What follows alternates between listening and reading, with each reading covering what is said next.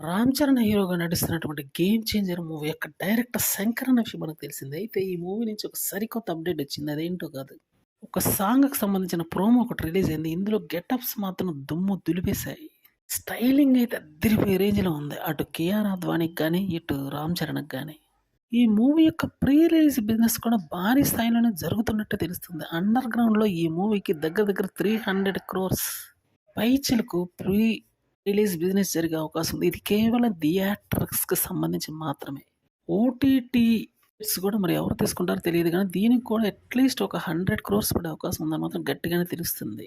అంటే టోటల్‌గా 550 క్రోర్స్ అయితే ఒక అంచనా ఉంది. కానీ అట్‌లీస్ట్ 450 క్రోర్స్ చూసుకోవచ్చు. ఇక అది కూడా కాకపోతే అట్‌లీస్ట్ 350 క్రోర్స్ అయితే ఫైనల్ చేసుకోవచ్చు.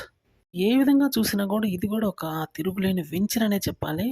మూవీ యొక్క హిట్ స్టేటస్‌ని బట్టి ఉంటుందనే చెప్పాలి.